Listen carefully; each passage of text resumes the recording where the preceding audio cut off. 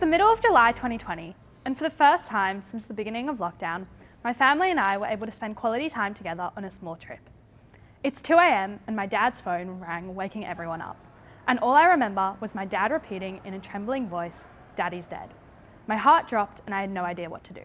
We were a 2-hour drive away from Sydney where we live, with no family or friends to support us at this time, and a 14-hour flight away from my mourning family in South Africa, in the middle of a strict no-travel policy. After packing the trunk, we got ready for a 2-hour drive back home, the most horrible and gut-wrenching drive of my life. The sense of nothingness in the car, as no one had any idea of what to do in a situation that no one was prepared for, is something that I will remember for the rest of my life. But after returning home, not a minute went by that we weren't surrounded by our extended family and friends. I remember feeling so loved and supported, surrounded by so many people who knew my grandpa so well, telling me the amazing and funny stories about who my grandpa truly was. This was the first time in my life experiencing grief. Experiencing a funeral, albeit over Zoom for the first time, experiencing the amazingly healing Jewish rituals and traditions of grief that all perpetrate a theme of peoplehood at your lowest points. Skip forward a year and a half, and I find myself experiencing grief a second time. A second time experiencing a funeral, albeit over Zoom again, and a second time getting exposed to the Jewish rituals and traditions that have a power to heal and create a sense of peoplehood at the most unexpected of times. This time we were in the middle of our second lockdown, and I lost a first cousin of mine in the most tragic circumstances you can lose anyone. But regardless of the period of isolation and forced lockdown, my family and friends pulled through, bringing us enough food to feed my family of 4 for months and taking us on as many walks as we could possibly do. Although these experiences with grief and mourning were severely different from each other, both proved to me one thing: the importance of carrying on the rituals and traditions that our culture and community have given us, specifically those that highlight peoplehood.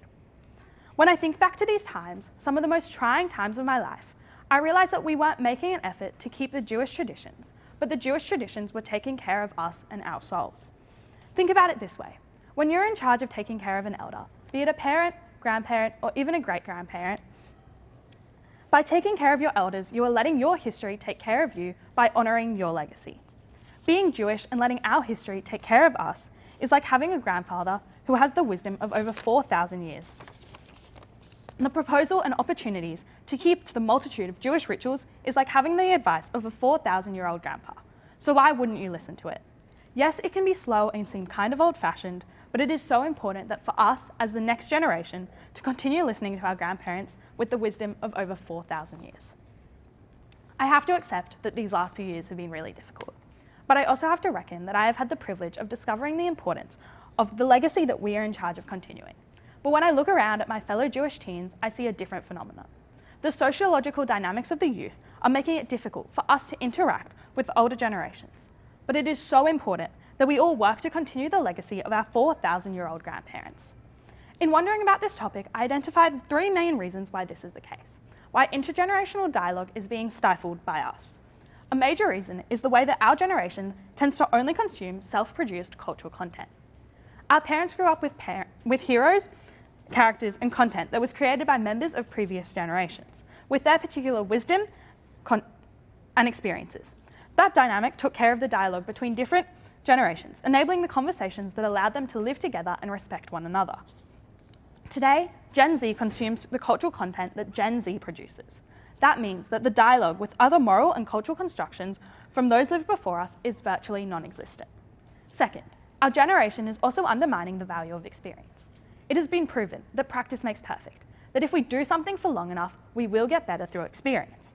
But this experience is all too commonly belittled by Generation Z, overconfident that the millennia of experience in Jewish tradition, or any type of tradition for that matter, is senseless. Lastly, our generation is too used to and demanding of practical and immediate action for every whim that bursts out of our minds, and therefore we are too impatient to see the value of ritual and tradition. This poor intergenerational dialogue has led to Gen Z losing answers whenever an approach to an important moment in life is deserving of a particular type of wisdom, contemplation, or toolkit. It is not up for debate. Tough, painful, and difficult moments will come. It is inherent to human experience. We will all face them one way or another. The same will happen with flourishing, happiness, and rejoicement. And we, as a young generation, are losing an opportunity to be the recipients of 4,000 years of wisdom and value that can help us tremendously on how to face these important moments.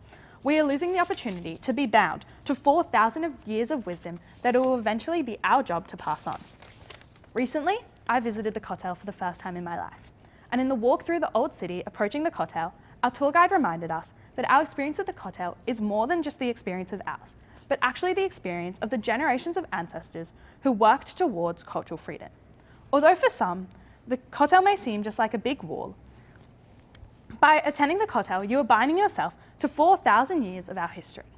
It is a wall that represents the blood, sweat, and tears put into the continuation of our culture.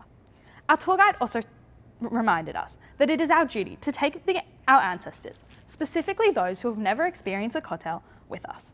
For me, this hit specifically close to home, knowing that my cousin, someone who adored his Jewish identity, was never given the chance to visit the Kotel. But for me, I was continuing on his legacy and taking him with me to the holiest site in our tradition, ensuring that he had a chance to experience this place, although not physically, but in memory. On the same trip, I visited Yad Vashem and had what is probably the most moving experience of my life. After losing so many people in the most terrible ways, with many of these people not being given the basic rights to a funeral or burial ritual, it is vital that we ensure that all of us continue our cultural and religious legacy by following these rituals. However, more important than this is the message of hope that is perpetrated through faith and the way our faith brings people together. At the lowest point in these people's lives, in some cases mere minutes before their death, they stayed faithful, finding ways to pray and fulfill Jewish rituals in the most difficult of circumstances.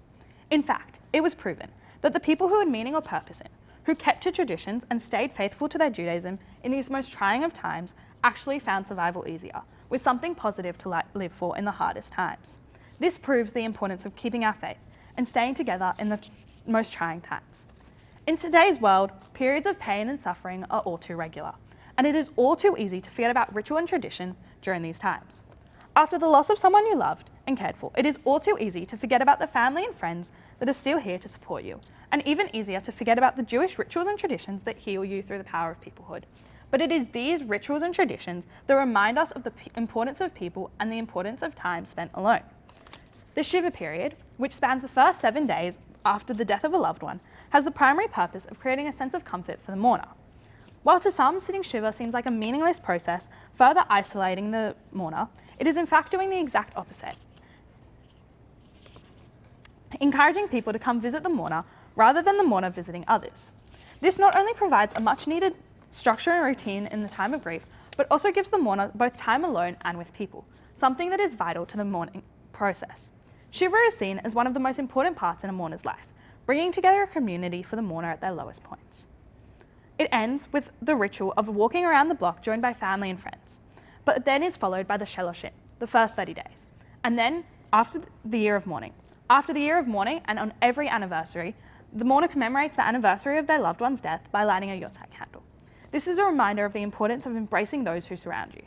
The Yotzai candle is symbolic of the statement, "The soul of man is the candle of God," in chapter 20, verse 27 of the book of Proverbs.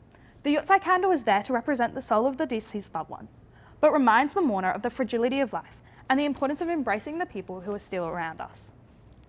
Through all of these rituals and traditions, it comforts me to know that it is a cycle, and that every step of the way the mourner is joined by family and friends beside them. It reminds us that even when tragedy hits you, in the most unimaginable ways, that we are still here, that we are still alive, and that we are still agents of responsibility. That no matter how weak we feel, there are still packages of meaning that we can weigh over our shoulders. We can still take care of those who are alive with us and need our help, and maybe, most important of all, we can still tell the stories of those who are no longer with us. Although I have focused on these ritual and traditions of grief, the power of tradition and peoplehood goes way further than just these difficult moments in life and applies to the entire circle of existence of our culture.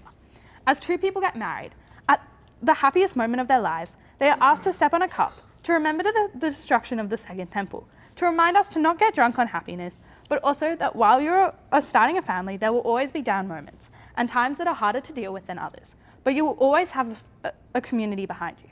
Furthermore, not only are the Jewish rituals and traditions important to help us get through life, but any ritual or tradition that has the power to help construct and deconstruct the most sacred moments of our lives. However, in our case, as Jewish youth, We are lucky to have grandparents with 4,000 years of wisdom to guide us to a fulfilling life. My grandpa and cousin are two people who I carry in my heart as I move on with my life every single day. And I'm so lucky that there are a multitude of Jewish rituals and traditions that continue to encourage me to think about them every day. As two people who are both very involved in their community, with my grandpa starting to found his shul in his home community and continuing to go to shul at least once a day, every day, and my cousin being a part of his synagogue choir, I am lucky to feel like I'm continuing on their legacy as I continue my journey to finding my Jewish identity and contributing to the continuation of Jewish traditions and rituals. But the importance of continuing these traditions and rituals goes way further than personal stories of grief and loss. It is about continuing the 4,000 plus years of experience and knowledge that our culture provides us. It is about continuing to allow our 4,000-year-old grandparents to watch the flowers grow from the seeds that they planted. As a final thought, I will leave you with a fitting quote from one of my favourite shows. Although we don't always get serious commentary from a 19-season binge-worthy show like Grey's Anatomy, Schmidt, the stereotypical Jewish character of the show, describes his Jewish identity in a very appropriate and relatable way that highlights the importance of tradition in our amazing culture. I'm not a great Jew. I cheated in my bar mitzvah, I didn't learn Hebrew, so I just wrote it out phonetically and read that instead. I skip half the high holidays and I repent for it at Yom Kippur, and if I'm honest, I go back and forth about believing in God, which is actually very Jew, but it's the traditions that I find helpful. When a loved one dies, we have rules about how to grieve and move on, protocols. We force ourselves to sit in the pain, we cry and we laugh and we eat a lot, and it doesn't bring the person back, but it does start the healing.